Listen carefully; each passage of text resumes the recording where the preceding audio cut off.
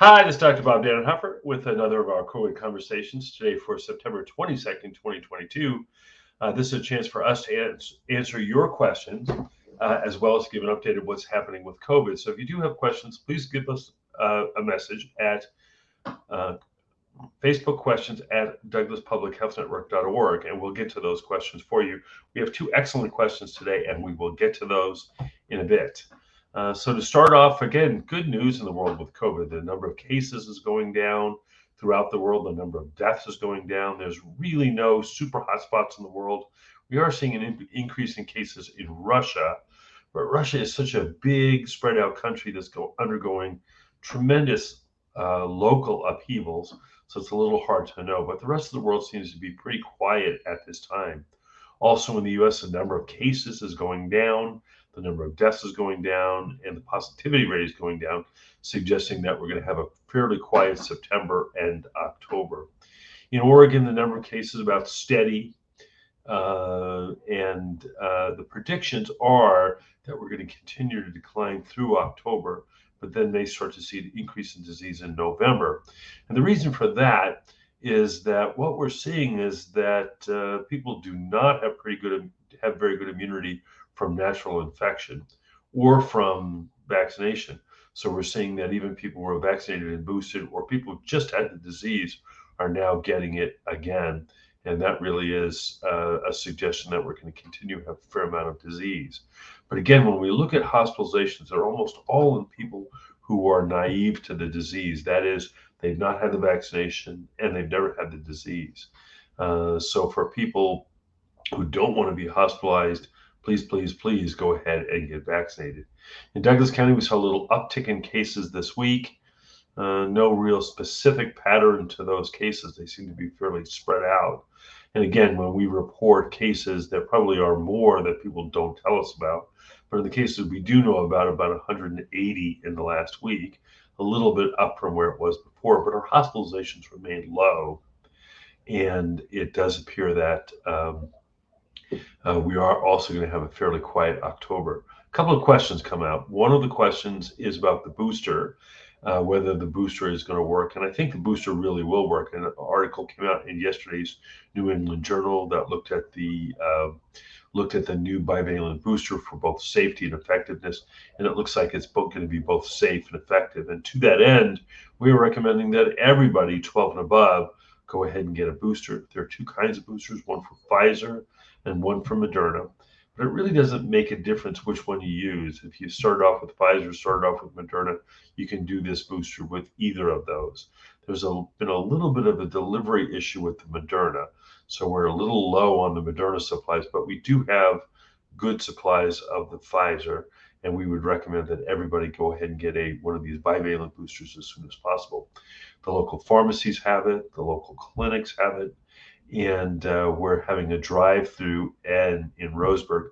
This is a place, a new immersive prepared place in Roseburg on Diamond Lake Boulevard, where the old Colorcraft painting used to be, which is next door to where Calhoun's is, cat a corner from where Abby's Pizza is.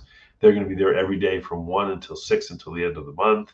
I heard this morning that they're giving a good number of vaccines every day, but that they're very efficient and there's very little wait. So please, in the next 2 weeks, go ahead and in the next week or so, go out to that site. Again, it's on Diamond Lake Boulevard, 2646 Diamond Lake Boulevard. They're going to have a drive-through, relatively easy, no charge, to go ahead and get those vaccines. So the other question I got is, what did I think about President Biden's statement that the pandemic was over? Well, he's probably right.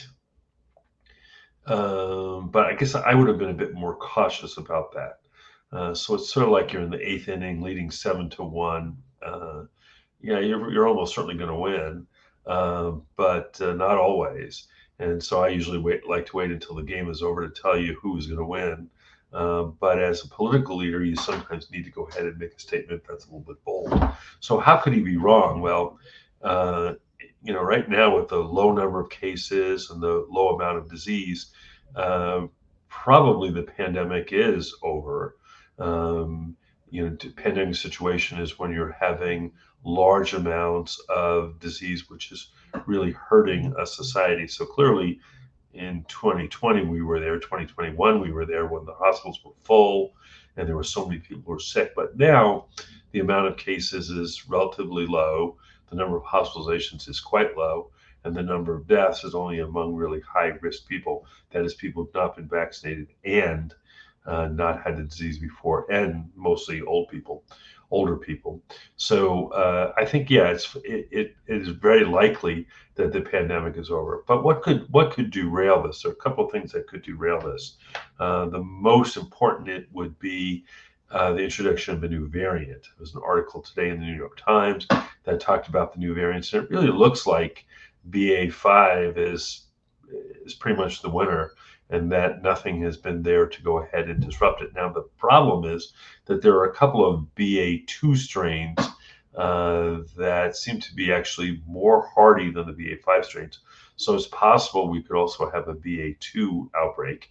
And that's why I probably would not have said the pandemic was over, but I think it was not totally unreasonable to say that the pandemic is over. I think I would say it's nearing its end.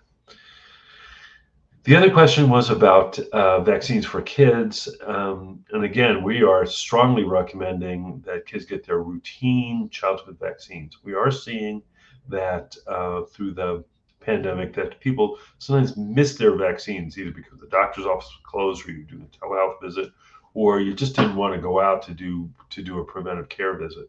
We're now strongly recommending that kids get the vaccine. Our big concern at this point is the spread of vaccine-derived polio in New York. So polio is a very interesting disease, a viral disease spread in an enteric route. And what happened before we had the vaccine for it is that polio would spread pretty much every year, mostly in the summertime. And there would be a lot of people who would get polio. They'd have a little bit of irritability and such for a few days. But then a small number of people would get paralytic polio. And this paralytic polio was a disease where people would get really quite sick. There's really a really telling story of Franklin Delano Roosevelt. We who are in our generation remember him as being in a wheelchair, but apparently he was a phenomenally active young man, and he would hike and swim and boat and whatever. And he had one day where he went out on his boat and hiked and had a really active day. That night started to have severe muscle pains, and the next day was paralyzed. And when he was paralyzed, really pretty much from the chest down, during the remainder of his life and throughout his presidency, clearly did not affect his brain, but it certainly did affect his mobility. He died then at a relatively young age from hypertension. So really was quite the worrisome disease. I can even remember in the one of my earliest memories in the late 50s was that my brother had an illness where he had fever and the muscle stiffness, and they were very concerned that he'd had polio. But then in the early 60s, we came up with a oral polio virus. And I can remember these times where everybody was getting vaccinated. We went to the school and they gave these little sugar cubes with the polio vaccine in it. And people got vaccinated, and polio then went away. There were really no cases of polio in the US except for those that were reported. And the way you can tell whether polio is there is you look in the wastewater. And in the wastewater, polio virus grows when polio is circulating. And for many, many years, we had no polio circulating in the United States. However, because the risk of polio went low, more and more people were not vaccinated. And what we have found in the New York situation is that somebody brought in polio from another country. This was not a wild polio virus, it's a vaccine-derived polio virus. And it is now spreading in the US. Well, the good news on that is that most people are vaccinated, and most people who get even the vaccine-derived polio are going to be fine. But about 1 in a million people who get vaccine-derived polio are going to have paralytic disease.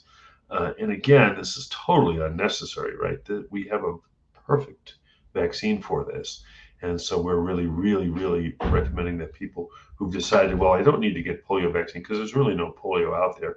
That has changed. There really is polio out there now, and we're recommending people get that vaccine. As for the COVID vaccine for kids, the risk benefit is really very high. Again, we had far more kids die of COVID in the last 2 years than we had died of flu. The vaccine appears to be safe and effective in kids. There is this myocarditis thing that usually affects young adults. It has not really been affecting younger kids. It's affecting older kids and young adults. But again, your risk of getting myocarditis is far less from the vaccine than it is getting it from the disease itself. So we are strongly recommending the COVID vaccine for kids, as well as all other routine vaccines, because it would truly be a horror should polio come back into our population. Those were the two questions we had this week. Again, if you have questions, please send them to us at facebookquestions@douglaspublichealthnetwork.org. And we'll do this again next Thursday. Again, this is Dr. Bob Dannenhoffer, Public Health Officer for Douglas County. Thank you.